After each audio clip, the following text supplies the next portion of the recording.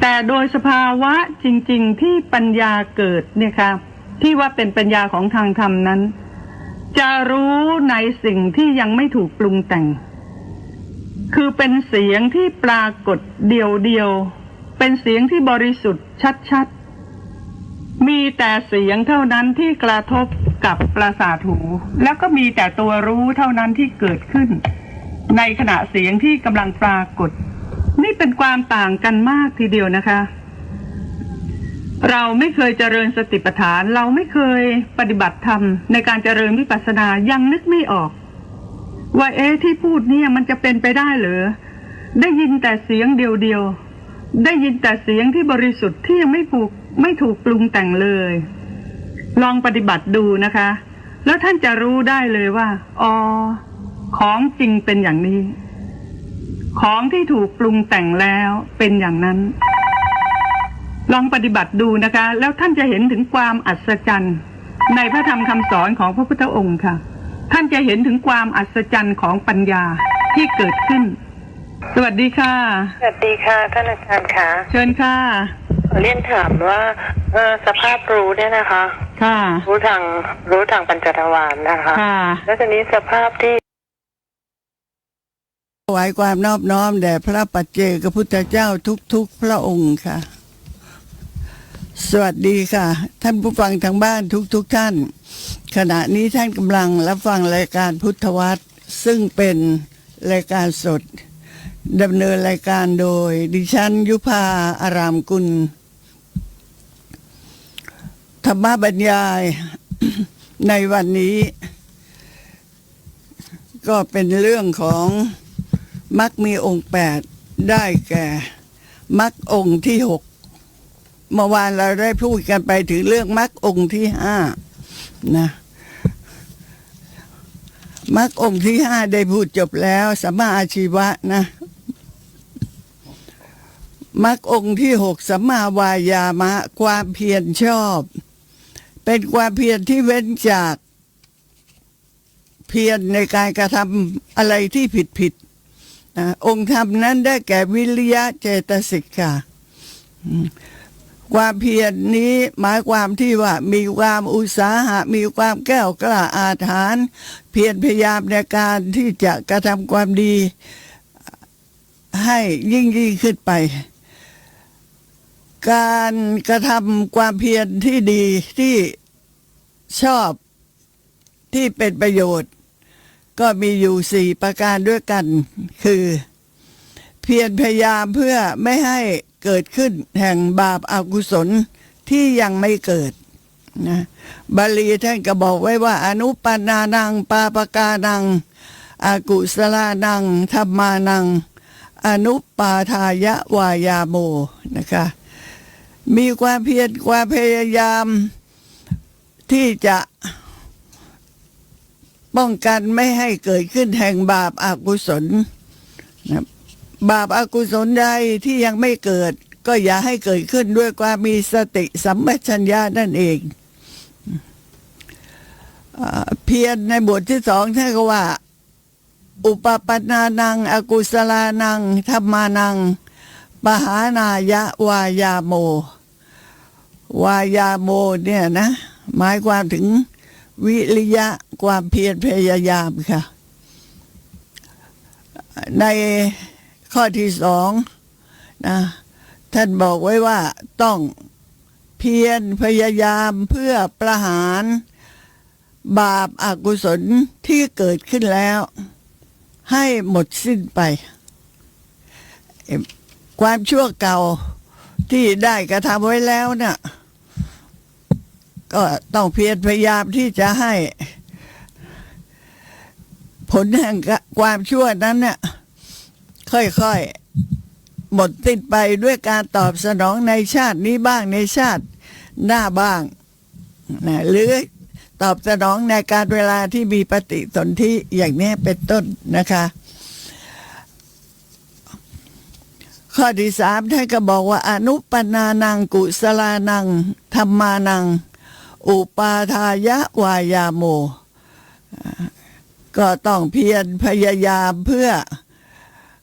ให้เกิดขึ้นซึ่งกุศลธรรมที่ยังไม่เกิด บุญกุศลใดๆที่มีอยู่ เราก็ต้องเพียรพยายามที่จะกระทำให้บุญกุศลนั้นสำเร็จลงนะให้เกิดขึ้นให้สำเร็จลง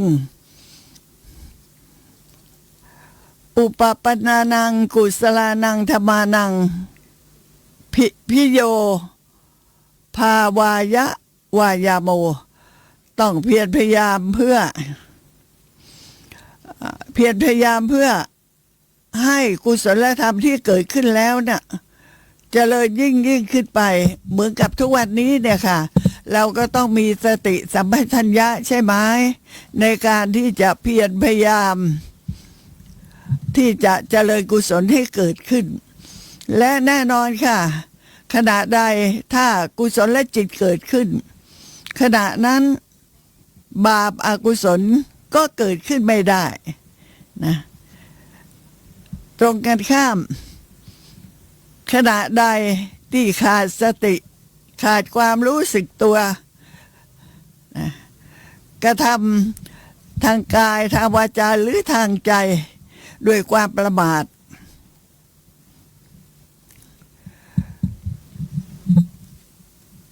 บาปอกุศลก็จะเกิดขึ้น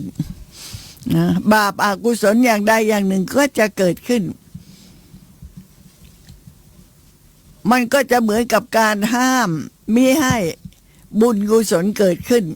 เพราะอะไรเพราะว่าจิตในขณะหนึ่งนั้นถ้าเป็นบุญก็เป็นบุญอย่างเดียวถ้าเป็นบาปก็เป็นบาปอย่างเดียวนะไม่ใช่ว่าจะเป็นทั้งสองอย่างนะแต่ทั้งสี่อย่างเนี้ยถ้าจะพูดกันให้ถูกต้องก็จะบอกว่าทั้งสี่ข้อเนี่ยนะที่พูดไปเนี่ยถ้าเราเจริญสติเจริญกุศลที่เกิดขึ้นอยู่เสมอมันก็เป็นการป้องกันใช่ไหมเพื่อไม่ให้บาปอกุศลที่ยังไม่เกิดขึ้นเพราะมันเกิดไม่ได้หรอกค่ะ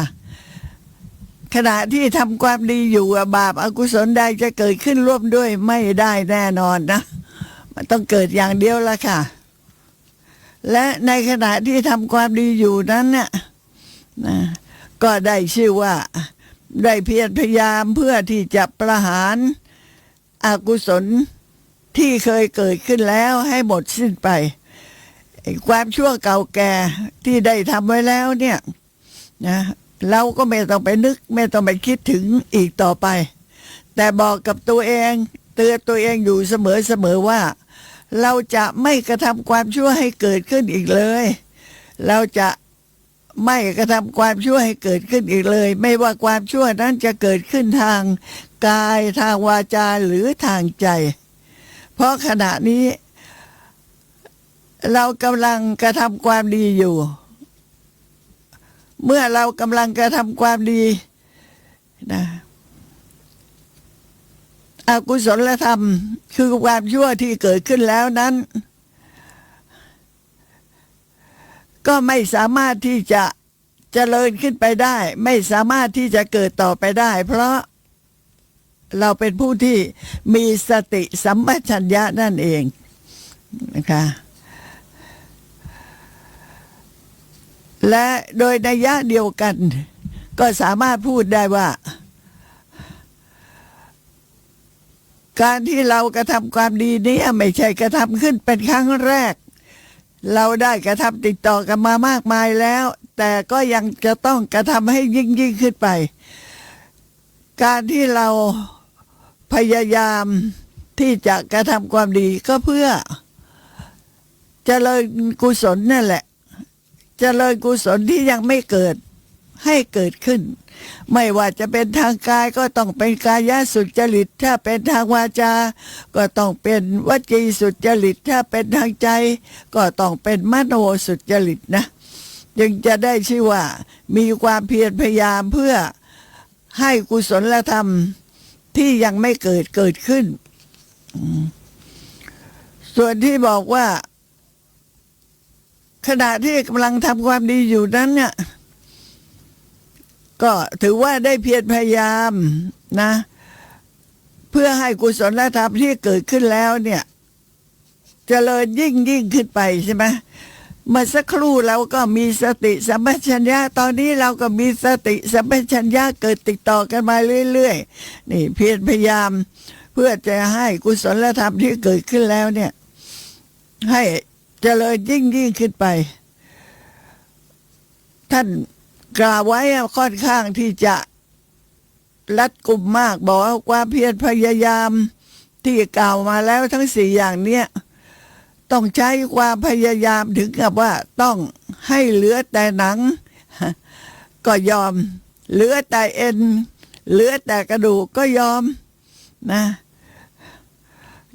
ก็ยอมที่จะทำทุกสิ่งทุกอย่างยอมสละทุกสิ่งทุกอย่างได้เพื่อให้บรรลุซึ่งมรรคผลนิพพานนั่นเองนะเพราะนั้นก็ต้องเพียรระวังบาปอกุศลนะเพียรในการที่จะละระวังไม่ให้เกิดแล้วเนี่ยเพียรพยายามที่จะละด้วยนะละอกุศลในขณะที่กำลังกระทำกุศลเพียรรักษากุศลนะรักษากุศลที่เกิดขึ้นแล้วนะให้เจริญยิ่งขึ้นไปเพราะฉะนั้นความเพียรความพยายามเนี่ยแบ่งออกเป็นสองประเภทนะคือเป็นฝ่ายของโลกิยะกับฝ่ายของโลกุตระที่ต้องพูดอย่างนี้ก็เพื่อให้รู้ว่าเรากำลังน้อมน้าวจิตใจ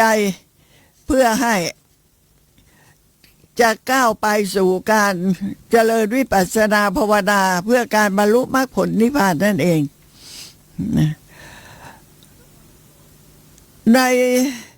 ในยะของสัมมาประธานสี่เนี่ยถ้าเป็นโลกิยะก็ได้แก่ความเพียรในการที่เรา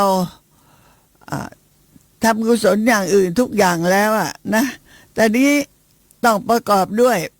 เพียรที่จะเจริญสมถะวิปัสสนาในขณะที่เจริญสมถะก็หมายความถึงว่าสติสมาธิปัญญานั้นน่ะก็จะต้องเกิดขึ้นแต่สมาธิต้องเป็นใหญ่สมถะนี่สมาธิเป็นใหญ่นะวิปัสสนาตามมาแต่ถ้าเป็นเรื่องของวิปัสสนาในขณะที่กำหนดรูปนามให้ทันในปัจจุบันอารมณ์เนี่ยรูปนามเกิดที่ไหนรูปนามเกิดขึ้นทางตาบ้างทางหูบ้างทางจมูกบ้างทางลิ้นบ้างทางกายบ้างทางใจบ้างนะเราก็จะต้องเจริญสติให้เกิดขึ้นอยู่เสมอกำหนดรู้ทีละขณะนะกำหนดรู้รูปธรรมหรือนามธรรมให้ตรงกับสภาวะลักษณะของเขานะทีละขณะกุศลที่ยังไม่เกิดก็จะเกิดขึ้นกุศลที่เกิดขึ้นแล้วก็จะเจริญยิ่งขึ้นบาปอกุศลที่ยังไม่เกิดก็ไม่สามารถเกิดขึ้นได้และ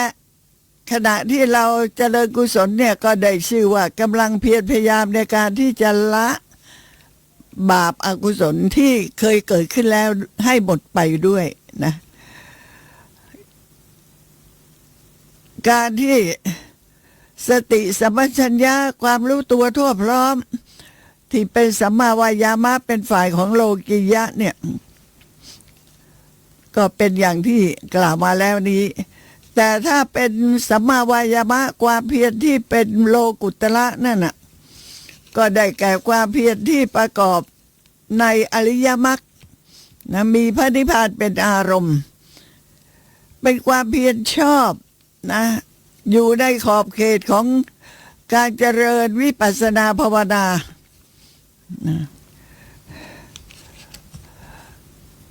เป็นสัมมาวายามะ เป็นโพธิปัจจยธรรมทางฝ่ายตรัสรู้ด้วยประเสริฐสูงสุดหน้าที่เราควรที่จะเจริญให้เกิดขึ้นเรื่องของความเพียรพยายามเนี่ยนี่ก็ติดใจนะติดใจสองท่านทั้งทางฝ่ายหญิงและฝ่ายชายทางฝ่ายหญิงเนี่ยก็คือพระภิกษุณีเป็นพระภิกษุณีนะคะที่เป็นเอตัทคะ เป็นเลิศทางฝ่ายของผู้ที่มีความเพียรมากจะเล่าให้ฟังสักบุคคลหนึ่งทางฝ่ายหญิงก็คือพระโสนาเถรีค่ะพระเถรีรูปนี้น่ะในอดีตชาตินู้นในสมัยของพระพุทธเจ้าที่ทรงพระนามว่าปทุมุตระนางก็ได้เกิดในครอบครัวของผู้ที่เป็นเศรษฐีอยู่ในเมืองหังสาวดีอยู่ในเมืองหังสาวดีเมื่อเจริญเติบโตขึ้นมารู้เรื่องรู้เดียงสาแล้ววันหนึ่งก็ได้ไปฟังธรรมที่พระผู้มีพระภาคเจ้านั้นแสดงธรรมนางเห็นพระผู้มีพระภาคเจ้าทรงสถาปนาภิกษุณีรูปหนึ่งผู้ที่ปรารภความเพียรนะให้เป็นยอดที่สุดทางฝ่ายของภิกษุณีทั้งหลายในศาสนาของพระองค์คือศาสนาของพระพุทธเจ้าผู้ที่ทรงพระนามว่าปทุมุตระหญิงผู้นี้เมื่อเห็นพระบรมศาสดาทรงปรารภสถาปนาหญิงพระภิกษุณีผู้ที่มีความเพียรกล้า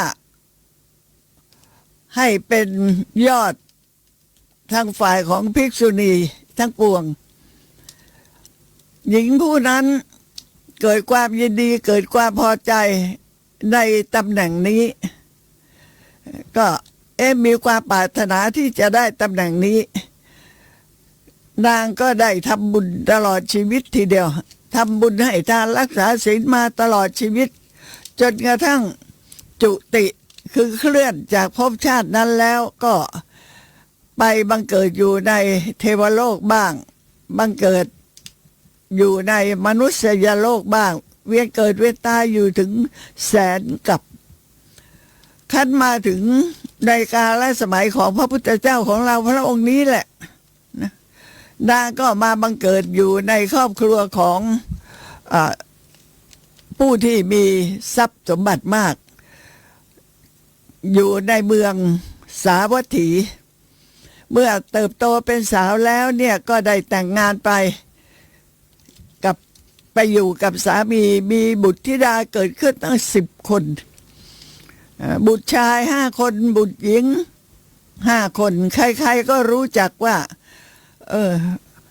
หญิงผู้นี้เป็นผู้ที่มีบุตรมากสามีนั้นในการต่อมาก็ออกบวชเป็นภิกษุสงฆ์ส่วนหญิงผู้นี้เนี่ยก็เลี้ยงดูบุตรธิดาของตัวเอง10 คนนั้นก็ไม่ได้ลำบากเรื่องเงินทองหรอกแต่ว่าต้องรับหน้าที่ดูแลลูกสาวลูกชายนะซึ่งกำลังเป็นหนุ่มเป็นสาวอยู่ต่อมาก็ได้จัดให้แต่งงานกันไปอยู่ครองเรือนแล้วก็แบ่งทรัพย์สมบัติทั้งหมดนะแบ่งทรัพย์สมบัติทั้งหมดให้แก่บุตรสาวบุตรชายโดยที่ไม่ได้เก็บทรัพย์สมบัติอะไรเลยไว้สำหรับตัวเองตรงนี้เป็นเรื่องที่ระวังนะคะลูกสาวลูกชายรักค่ะไม่ใช่ไม่รักแต่จะให้หมดนั้นไม่ได้ถึงแม้ว่าจะอายุ80-90แล้วจะให้ลูกสาวลูกชายไปหมดไม่ได้ต้องเก็บไว้บ้าง ถ้าเขาไม่เลี้ยงดูแล้ว เราจะทำยังไงนะในเรื่องอย่างนี้เกิดในโลกนี้มีมากเลยนะมีเหตุการณ์อย่างเนี้ยเกิดขึ้นในโลกนี้มีมากซึ่งพระพุทธเจ้าก็สอนนะสอนไว้หลายเรื่องทีเดียวว่าไอการแบ่งทรัพย์สมบัติให้บุตรสาวบุตรชายนะเป็นเรื่องของพ่อแม่ที่จะต้องกระทำแต่ก็ควรที่จะเก็บไว้บ้างในเวลาที่เขาถ้าเผื่อเขาไม่สนใจใยดีเราจะได้มีกินมีใช้แม้แต่หญิงผู้นี้เนี่ยไม่เก็บทรัพย์สมบัติอะไรไว้เลยนะไอ้ที่ไม่เก็บทรัพย์สมบัติไว้เพราะอะไรตอนต้นน่ะก็คงจะเก็บขยักไว้บ้างนะแต่ลูกสาวลูกชายก็บอกว่าแม่จะต้องมาทำอะไรอีกแล้วมาลงทุนมาค้าขายอะไรอีกนะพ่อก็ได้ออกบวชไปแล้วหมดภาระแล้วส่วนแม่น่ะก็ชรามากแล้วลูกสาวลูกชายก็เป็นคนที่ประพฤติดีปฏิบัติชอบพ่อแม่ก็เห็นอยู่เลี้ยงดูมาได้ด้วยดีจนกระทั่งมีครอบครัวเวลาที่คุณแม่จะแบ่งทรัพย์สมบัติให้ลูกๆน่ะจะขยักเอาไว้ทำไมจะต้องมาบริหารเงินทีหลังทำไมต้องมาดูแลบริหารเงินใช้จ่ายเงินค่าใช้จ่ายในบ้านมีอะไรมากมายเนี่ยไม่ต้องยุ่งไม่ต้องวุ่นวายหรอกพักผ่อนให้มากเถอะแม่เมื่อได้ยินลูกสาวลูกชายพูดอย่างนั้นน่ะก็ก็ดีเหมือนกันนะให้เขาไปให้หมดนั่นแหละแล้วเราก็ไปอยู่กับเขาเพราะเขาก็บอกว่าแม่มาอยู่กับพวกเราเถอะเรายินดีที่จะเลี้ยงดูแม่นะตลอดชีวิตทีเดียวแม่เราตั้ง10 คนก็เลี้ยงดูแม่ได้จะเก็บทรัพย์เอาไว้ทำไมล่ะเดี๋ยวหลงลืมก็ทำหายไปหรอกนางก็เห็นดีด้วยนะพอแบ่งทรัพย์สมบัติไปหมดเท่านั้นแหละคนเรานี่นะใจคอมันเปลี่ยนแปลงจริงๆใจคอมันเปลี่ยนแปลงจริงๆนะพอเงินทองพ่อแม่หมดแล้วลูกก็ลูกเถอะนะไอ้ที่จะมีเยื่อใยกับพ่อแม่เลี้ยงดูให้มีความสุขยิ่งขึ้นน่ะยากเพราะว่าลูกสาวก็มีสามีลูกเขยลูกชายก็มีสะใภ้มีภรรยาและไอ้เรื่องโลภะความโลภความอยากได้ความยินดีความพอใจความต้องการน่ะมันไม่ใช่ว่ามีขอบเขตซะที่ไหนล่ะเท่าไหร่มันก็ไม่รู้จักพอท่านถึงบอกว่านัตถิตัณหาสมานาทีแม่น้ำใดๆเนี่ยที่จะเสมอเหมือนด้วยตัณหานั้นเป็นไม่มีแม่น้ำมันมีขึ้นมีลงข้างขึ้นข้างแรมเดี๋ยวก็น้ำขึ้นเดี๋ยวก็น้ำลงส่วนกิเลสตัณหาของคนเราเนี่ยมันไม่มีลงหรอกมันไม่มีน้อยลงไม่ใช่ว่าแก่แล้วความยินดีความอยากได้ความต้องการมันน้อยลงไม่อยากได้อะไรละไม่ต้องการอะไรละนะมันไม่ใช่ว่ากิเลสตัณหามันจะน้อยลงตามกำลังของอายุที่มากขึ้นไม่ใช่นะคะนับภาษาอะไรกับคนที่กำลังหนุ่มสาวอยู่กิเลสตัณหานั้นก็ทับถมมากขึ้นเป็นทวีคูณได้เท่าไหร่ก็ไม่รู้จักพอได้เท่าไหร่ก็ไม่รู้จักอิ่มมีเท่าไหร่ก็ไม่รู้จักเต็มดังนั้นหญิงผู้นี้แหละโสนานี่แหละนะพอแบ่งทรัพย์สมบัติให้ลูกหมดนะก็ไปอยู่ที่บ้านลูกสาวไปอยู่ที่บ้านลูกสาววันแรกก็ดีกันนะวันที่ 2วันที่ 3ลูกเขยก็เหล่เข้ามาทีเดียว คุณแม่ ทำไมคุณแม่มาอยู่ที่นี่หลายวันนักล่ะนี่มัน3 วันแล้วนะทำไมไม่ไปอยู่บ้านลูกคนอื่นบ้างคุณแม่ก็มีลูกเยอะแยะนี่นะเวลาแบ่งทรัพย์สมบัติเนี่ยผมก็เห็นว่าคุณแม่แบ่งให้เท่าๆกันหมดทุกคนแต่เวลาตอนนี้คุณแม่จะมาอยู่ที่นี่นานเกินไปมันไม่ได้หรอกครับหาที่โยกย้ายไปอยู่ที่อื่นเถิดเราไม่สะดวกในการที่จะต้อนรับโอ้ฟังอย่างนี้แม่นี่แทบจะเต้นผางๆเลยนะแต่ก็คิดในใจว่าการที่ลูกเขยมาพูดอย่างเงี้ยแสดงว่าลูกสาวก็เห็นดีด้วยนั่นแหละก็ให้ลูกเขยมาพูดลูกสาวมันก็เห็นดีด้วยไม่คัดค้านมันไม่รักแม่ไม่เป็นไรหรอกเราไปอยู่บ้านอื่นก็ได้ลูกมีตั้ง10 คนก็ไปอยู่บ้านลูกชายไปวันแรกก็ดีนะก็ยินดีต้อนรับไปวันแรกพอวันที่2ไปวันที่3ชักจะเหล่เข้ามาแล้วลูกสะใภ้คุณแม่คะคุณแม่มาอยู่ที่บ้านหนูนี่หลายวันแล้วนะไม่คิดจะไปอยู่ที่อื่นบ้างเหรอการมาอยู่หลายๆวันเนี่ยครอบครัวเราก็อึดอัดนะครอบครัวเราก็อึดอัดเพราะว่านอกจากมีสามีภรรยาแล้วยังมีลูกอีกแล้วยังมีแม่มาอยู่อีกคุณแม่ลองไปอยู่บ้านคนอื่นบ้างนะเพราะว่าตอนแบ่งทรัพย์สมบัติแบบคุณแม่ก็แบ่งให้เท่ากันนั่นแหละไม่เคยให้หนูมากกว่าคนอื่นเลยก็ให้เท่ากันหมดทุกคนเพราะฉะนั้นแม่ก็ต้องไปอยู่บ้านคนอื่นบ้างนะอย่าให้หนูรับภาระเลยแม่ก็เสียใจแต่ก็ยังนึกว่าถึงยังไงก็ยังมีลูกอีกตั้ง8 คนไม่เป็นไรแล้วเขาไม่ให้อยู่เขาไม่ยินดีต้อนรับก็ออกไปก็มีเสื้อผ้าไม่กี่ตัวเท่านั้นแหละออกไปอยู่บ้านลูกคนนั้นออกไปอยู่บ้านลูกคนนี้ก็เจอแบบนี้ทุกบ้านเลยเหตุการณ์อย่างนี้เกิดขึ้นแก่นางทุกบ้านโอ้นางก็เกิดความเศร้าโศกเสียใจนะนางก็เกิดความเศร้าโศกเสียใจโอ้เลี้ยงลูกมาทนุถนอมอย่างดีให้เป็นหนุ่มเป็นสาวเจริญเติบโตจัดแจงแต่งงานให้มอบทรัพย์สมบัติให้เดี๋ยวนี้มาเป็นอย่างนี้กันหมดทุกคนนี่เราจะมีประโยชน์อะไรเนี่ยที่เราจะอยู่ในเรือนของคนนั้นคนนี้ก็ลูกกับมันก็ดูถูกดูหมิ่น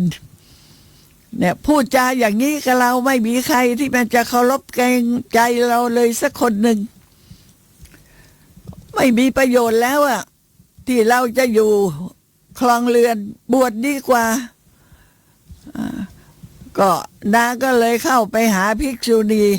ขอบวชภิกษุณีทั้งหลายตรวจสอบประวัติแล้วก็บวชให้กับนางเป็นพระภิกษุณีนางได้บวชแล้วอุปสมบทแล้วก็มีความคิดว่าเราเนี่ยบวชเมื่อตอนแก่นะเราไม่ควรที่จะประมาทในเวลาที่ทำวัดปฏิบัติแก่ภิกษุณีผู้ที่เขาบวชมาก่อนเป็นผู้ที่สั่งสอนธรรมะเป็นอาจารย์บ้างเป็นผู้ที่เป็นเหมือนกับพี่เลี้ยงบ้างนะเราก็จะต้องดูแลรับใช้เขาดังนั้นเมื่อนางโสนาเนี่ยได้บวชแล้วก็ไม่ประมาทเพียรพยายามกระทำความดีเพื่อให้นางภิกษุณีทั้งหลายยินดีพอใจแต่ก็อย่างว่านะไม่มีใครชอบคนแก่หรอกค่ะส่วนใหญ่นะไม่มีใครชอบคนแก่เวลาจะใช้ให้ทำอะไรมันดูว่าคนแก่เนี่ยงกเงินโอ้อย่างนี้ไม่ทันกินละ จะเดินไปไหนซะหน่อยนี่กว่าจะถึง จะหยิบอะไรซะหน่อยนี่เดี๋ยวไอ้นู่นก็ตกแตกเดี๋ยวไอ้นี่ก็หกก็เลยถูกภิกษุณีผู้ที่เป็นสาวจำนวนมากอะนะคนนั้นก็บ่นคนนี้ก็ว่า นางก็มีความคิดว่า เราควรที่จะเจริญสมณธรรมนะควรที่จะเจริญสติเจริญปัญญาให้เกิดขึ้นเบื่อเหลือเกินนะการเกิดมาแล้วเป็นอย่างนี้นะควรที่จะกระทำความดีเจริญกุศลให้เกิดมีสติสมาธิแล้วก็ต้องมีปัญญานะต้องมีศีลด้วยนะเพราะฉะนั้นนางภิกษุณีโสนาเนี่ยเวลาปฏิบัติธรรมคนแก่แล้วก็อย่างนี้นะคนแก่แล้วก็อย่างนี้เวลาที่จะเดินจงกรมเหรอเดินจงกรมมันก็เดินไม่ไหวนะเดินไม่ไหวก็หาเสาต้นหนึ่งที่ใต้ปราสาทไม่ไกลนักไม่ใหญ่นักแต่เวลาเดินเนี่ยเดี๋ยวมันลื่นเดี๋ยวมันเซเดี๋ยวมันจะหกล้มนะก็ดูว่าเสาต้นใดที่ตัวเองสามารถที่จะเอามาเป็นที่พึ่งได้ก็เอามือจับเสานะเอามือจับเสาแล้วก็เดินจงกรมก็ไม่ได้นะเพราะว่าประเดี๋ยวจะหกล้มเพราะฉะนั้นต้องจับเสาเอาไว้เวลาจะเดินคิดว่าศีรษะของเราเนี่ยต้องระวังให้ดีเดี๋ยวไปชนกับต้นไม้ต้นใดต้นหนึ่งในที่เรามองไม่เห็นนะต้องระวังแข้งขาเดี๋ยวจะหกล้มต้องระวังศีรษะเดี๋ยวจะไปชนกับต้นไม้ชนกับเสานางก็เลยเอามือจับเสาบ้างเอามือจับต้นไม้บ้างนะเรียกว่าเป็นการเจริญสมณธรรมของคนแก่นะแต่มีสตินะรู้ตัวอยู่นับตั้งแต่นั้นมาเนี่ยนางก็ประพฤติปฏิบัติอยู่จนกระทั่งอยู่มาวันหนึ่งนางภิกษุณีทั้งหลายนั่นแหละก็มาหาแล้วก็สั่งว่าจ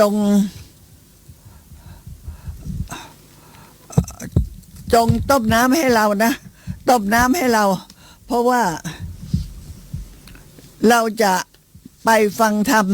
น้ำเนี่ยจะนำไปให้เดี๋ยวภิกษุท่านจะใช้อาบเดี๋ยวภิกษุท่านจะใช้อาบน้ำส่วนเราเนี่ยจะไปฟังธรรมต้มน้ำเอาไว้นะเดี๋ยวจะกลับมาเอา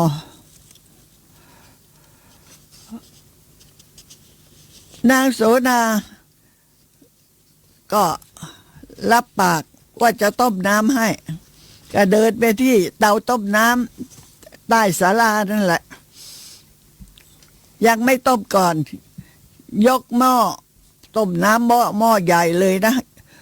ยกหม้อเปล่าตั้งไว้บนเตายังไม่ก่อไฟนะเดี๋ยวค่อยก่อไฟก็ได้ปฏิบัติธรรมก่อนเอามือจับเสาที่ใต้ศาลานั้นน่ะเดินจงกรมนะเดินจงกรมรู้แข็งบ้างรู้ไหวบ้างรู้เย็นบ้างรู้ร้อนบ้างเย็นร้อนอ่อนแข็งแข็งตึงไหวอะไรปรากฏเกิดขึ้นก็รู้เดินจงกรมก็ค่อยๆเดินค่อยๆเดินเอามือจับเสาเอาไว้เดินรอบๆตรงนั้นน่ะนะเอามือจับเสาแล้วเดินรอบๆเสานะทำจิตใจให้นิ่ง ไม่มีอย่างอื่นจะเป็นที่พึ่งแล้ว จะมีการประพฤติปฏิบัตินี่แหละที่จะเป็นที่พึ่ง เราจะต้องปฏิบัติเพื่อให้ได้เกิดความเข้าใจเกิดความรู้ได้เกิดญาณปัญญาถ้าบรรลุมรรคผลนิพพานเราก็จะพ้นจากการเวียนเกิดเวียนตายในสังสารวัฏนี้ เกิดแก่เจ็บตายนี่มันเป็นอนิจจังทุกขังอนัตตามันจะต้องเจอกันอยู่ทุกคนแล้วเราเนี่ยใกล้ตายแล้ว ดังนั้นอย่าประมาทเพียรปฏิบัติก็กำหนดรู้ไปกำหนดรู้ไปตามที่เคยปฏิบัติมาตามที่พระภิกษุณีท่านได้สั่งสอนไว้ในครั้งนั้นเนี่ยสภาพจิตของท่านน่ะมีสติมีสัมปชัญญะดีมีความเพียรมีความพยายามอย่างแรงกล้าทีเดียวนะลองคิดดูแล้วกันคนแก่ที่จะเดินรอบเสาทำความรู้สึกตัวทั่วพร้อมกำหนดเย็นบ้างร้อนบ้างที่ปรากฏกำหนดตึงบ้างแข็งบ้างอ่อนบ้างไหวบ้างที่ปรากฏที่ฝ่าเท้ากระทบพื้นดินก็ต้องกำหนดรู้ไปจนในที่สุดบรรลุค่ะยังไม่ได้ทันต้มน้ำเลยบรรลุแล้วท่านก็รู้นะว่าท่านบรรลุแล้วเพราะฉะนั้นการปฏิบัติเนี่ยปฏิบัติด้วยตัวเองนะไม่ใช่ว่าปฏิบัติด้วยปากปฏิบัติด้วยใจของตัวเองนี่แหละเมื่อบรรลุก็รู้ว่าบรรลุนะนางโสนาเนี่ยเทลีเนี่ยบรรลุเป็นพระอรหันต์ก็รู้ว่าตนเองบรรลุเป็นพระอรหันต์แล้วสภาพจิตนั้นผ่องใสเบิกบานสภาพจิตนั้นไม่ขุ่นมัวเลยมีร่างกายมีความกระฉับกระเฉงมีความคล่องแคล่วมีความเบานะสดใสขึ้นมาทันทีเลยเรื่องตรงนี้เนี่ยนินว่าถ้าเราท่านทั้งหลายเนี่ยเวลาเราเกิดความสบายกายสบายใจขึ้นมานะ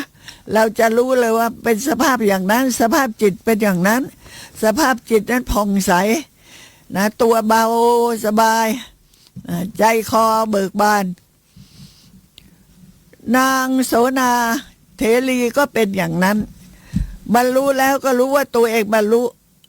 ยังไม่ได้ต้มน้ำยังไม่ได้ตั้งน้ำให้เดี๋ยวพระภิกษุณีมาท่านจะมาดุมาว่าก็เลยคิดว่าคราวนี้เราจะต้องลองดูซิว่าจิตใจของท่านทั้งหลายเหล่านี้เป็นยังไงดังนั้นนางโสนาก็นั่งอยู่ที่หน้าเตาไฟ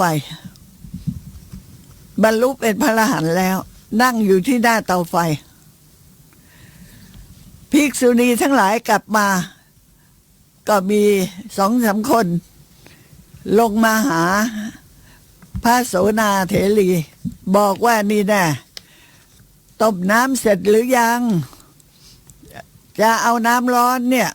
เดี๋ยวพระท่านจะมาเอาไปอาบน้ำนะเดี๋ยวจะตักใส่แบ่งใส่หม้อนี่ไปนี่ทำไมยังไม่ก่อไฟอีกเลยเนี่ยเตาก็ไม่มีไฟนะมีแต่น้ำเต็มหม้อแต่เตาก็ไม่มีไฟแล้วอย่างนี้มันจะใช้ได้เลยตอนนี้หน้าหนาวเนี่ยถ้าไม่มีน้ำร้อนเอาไปผสมมันก็อาบน้ำไม่ได้สินางโสนาเทลีก็บอกว่าต้มเสร็จแล้วค่ะต้มเสร็จแล้วน้ำเดือดแล้วค่ะภิกษุณีทั้งหลายนั้นไม่เชื่อก็เห็นอยู่ว่าในเตาก็ไม่มีไฟแล้วมันจะต้มน้ำเสร็จแล้วได้ยังไง ก็เลยเอามือเนี่ยจุ่มลงไปในหม้อภิกษุณีรูปหนึ่งก็เอามือเนี่ยจุ่มลงไปในหม้อโอ้ร้อนมากเลยสะบัดมือเล่าเลยนะร้อนนี่แสดงว่าน้ำเดือดแล้วคราวนี้เป็นเรื่องใหญ่สิคะนางก็เลยไปบอกกับหัวหน้าภิกษุณีว่าเกิดเรื่องอัศจรรย์ขึ้นแล้วเจ้าค่ะนางโสนาภิกษุณีแก่นั้นน่ะนางไปต้มน้ำอยู่ข้างล่างแต่เตาก็ยังไม่ได้มีไฟปรากฏว่าน้ำร้อนจัดทีเดียวนางก็ยืนยันว่าต้มน้ำแล้วเชิญแม่เจ้าไปดูด้วยตาเถิดหัวหน้าภิกษุณีก็ลงมาดูมาพิสูจน์ดูว่าเรื่องมันเป็นยังไงอ้าวมันจะเป็นจริงๆอย่างนั้นนั่นแหละถึงว่าเตาจะไม่มีไฟก็จริงแต่น้ำที่ตั้งไว้บนเตาเนี่ยมันร้อนจัดทีเดียวสมัยนั้นเรื่องอิทธิฤทธิอะไรพวกนี้เป็นเรื่องที่มีกันมากนะมีกันมากมีกันเยอะแยะพอมีเหตุการณ์อย่างนี้เกิดขึ้นภิกษุณีทั้งหลายนั้นก็รู้เลยว่าโสนาเถรีภิกษุณีผู้นี้แหละได้บรรลุเป็นพระอรหันต์แล้วประกอบด้วยอิทธิฤทธินะประกอบด้วยอิทธิฤทธินะภิกษุณีผู้ที่เป็นผู้ใหญ่ก็นั่งคุกเข่ากระโยงนะกราบว่าแม่เจ้าสิ่งใดที่ดิฉันได้ล่วงเกินแม่เจ้ามาขอให้อดโทษให้แก่ดิฉันและคณะภิกษุณีของเราด้วยเถิดกรรมใดที่ล่วงเกินท่านไว้ด้วยกายด้วยวาจาหรือด้วยใจขอให้ท่านจงอดโทษให้เราด้วยเถิดในครั้งนั้นนางภิกษุณีสาวๆก็ก้มลงกราบพร้อมกันนะทุกคนพร้อมยอมรับว่านางภิกษุณีเนี่ยได้บรรลุเป็นพระอรหันต์แล้วประกอบด้วยฤทธิ์ด้วยไม่ต้องสงสัยอะไรทั้งนั้นนะเพราะว่าในสมัยนั้นนะก็เป็นกาลสมัยที่พระอรหันต์เกิดขึ้นได้มากนางได้ปรากฏชื่อเสียงนะว่าเป็นผู้ที่ปรารภความเพียรมากพระผู้มีพระภาคเจ้าของเราพระองค์นี้แหละค่ะในครั้งนั้นพระพุทธองค์ทรงเห็นว่านางนั้นมีญาณปัญญาแก่กล้าก่อนในขณะที่พระองค์ประทับอยู่ในพระคันธกุฎีในกุฏินั่นแหละ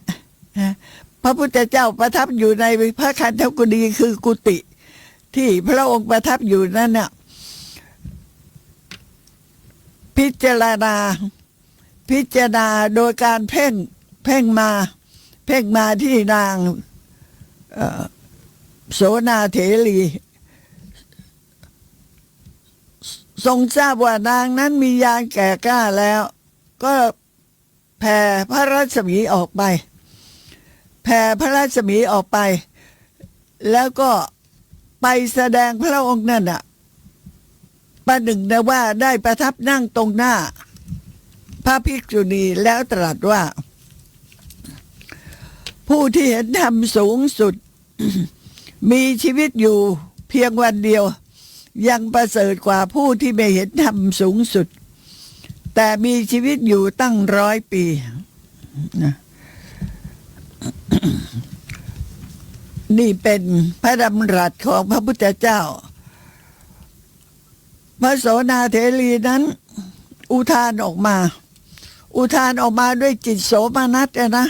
อุทานออกมาด้วยจิตโสมนัสเป็นแบบลักษณะที่ระลึกชาติได้ก็เลยพูดออกมาอุทานออกมาว่าพระชินพุทธเจ้าในกาลสมัยที่ทรงพระนามว่าปทุมุตระพูดถึงฝั่งแห่งสัพพธรรมทรงเป็นผู้นำ เสด็จอุบัติในแสนกับนับตั้งแต่กับนี้ไป คือนับถอยหลังนะในครั้งนั้นข้าพเจ้าเกิดในครอบครัวของเศรษฐีมีความสุขแต่งตัวน่ารักได้เข้าเฝ้าพระมุนีผู้ประเสริฐได้ฟังพระมทุรสวาจาคือเป็นผู้พระพุทธเจ้าเป็นผู้ที่มีวาจาอ่อนหวานเนี่ยนะอ่อนหวานดังน้ำผึ้งนี่แหละพระชินพุทธเจ้าทรงยกย่องภิกษุณีรูปหนึ่งว่าเป็นเอตัทคะเป็นเลิศยิ่งกว่าภิกษุณีรูปอื่นใดในฐานะผู้ที่ปรารภความเพียรมีความเพียรมากในครั้งนั้นข้าพเจ้าได้ยินพระดำรัสของพระพุทธองค์แล้วก็ยินดีด้วยกระทำการสักการะแด่พระบรมศาสดาถวายอภิวาทพระสัมมาสัมพุทธเจ้าแล้วปรารภปรารถนาในตำแหน่งนั้นพระมหาวีระพุทธเจ้าทรงอนุโมทนาว่าขอความปรารถนาของเจ้าจงสำเร็จเถิดในแสนกับนับตั้งแต่กับนี้เป็นต้นไปจะมีพระพุทธเจ้าพระองค์หนึ่งบังเกิดขึ้นทรงพระนามว่าพระโคดม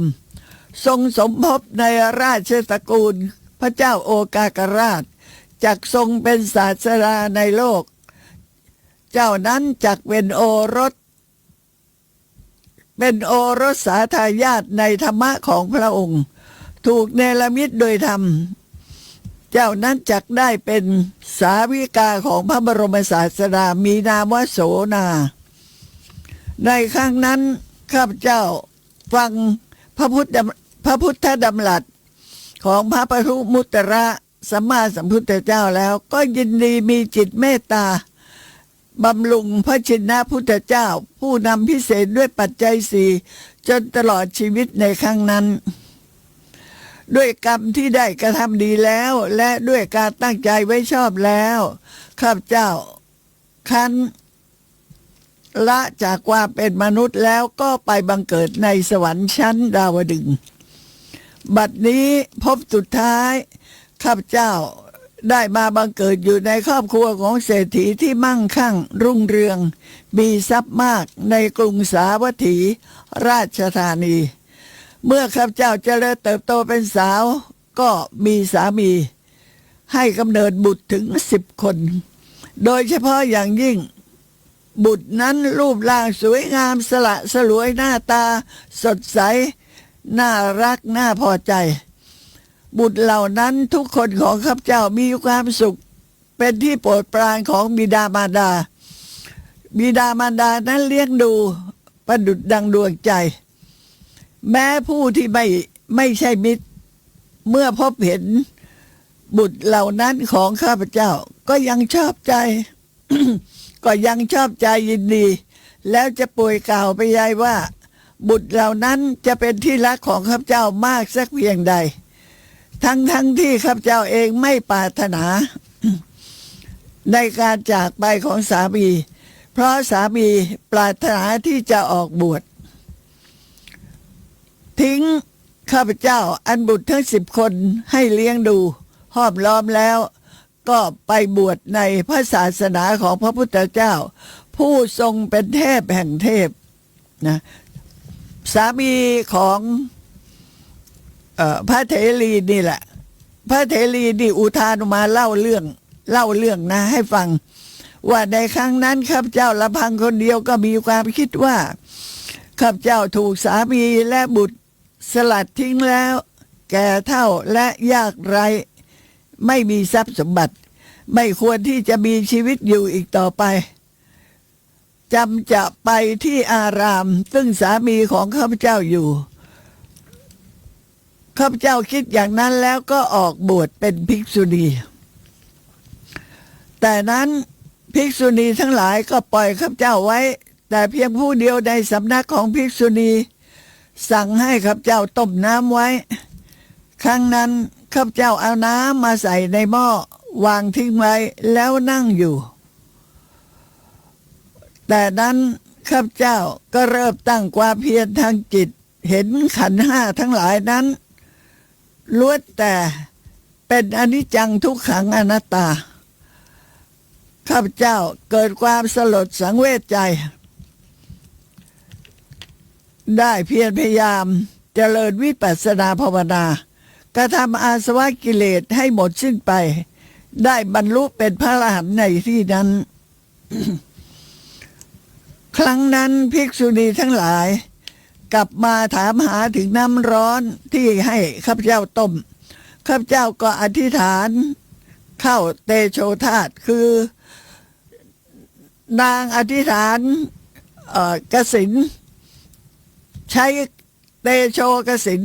เพ่งไฟให้เกิดขึ้น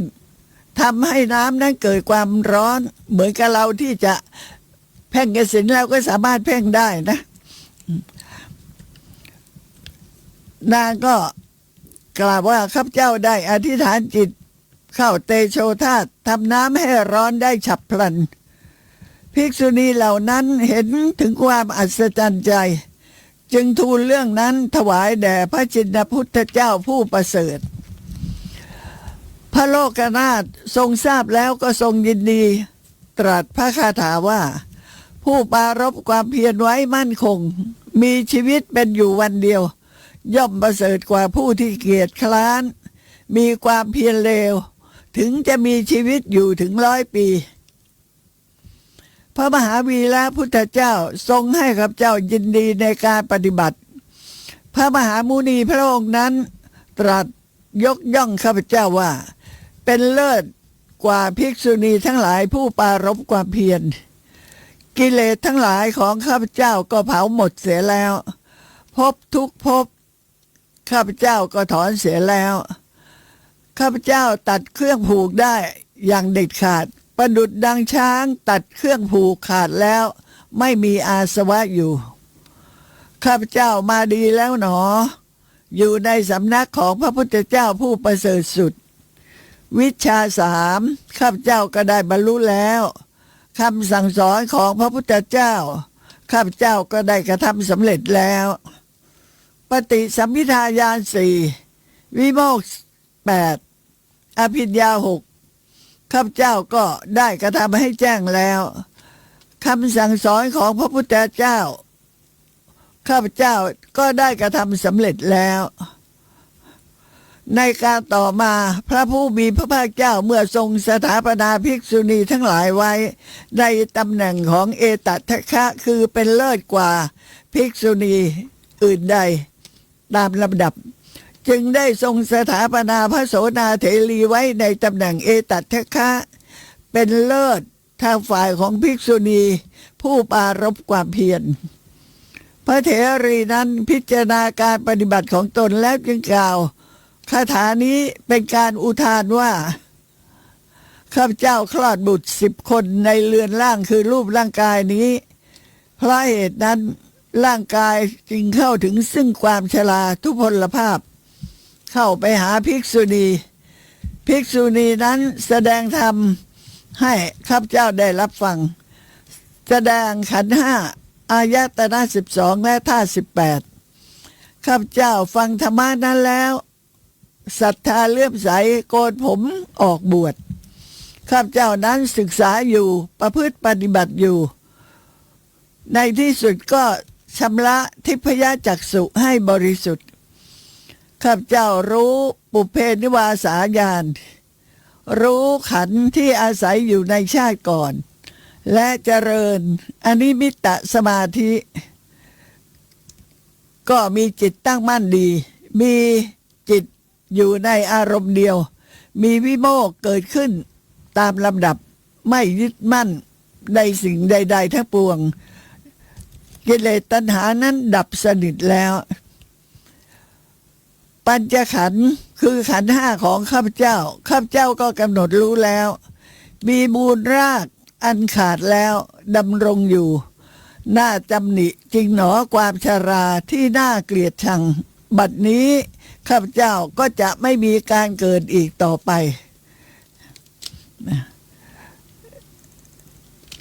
นางอุบลวรรณา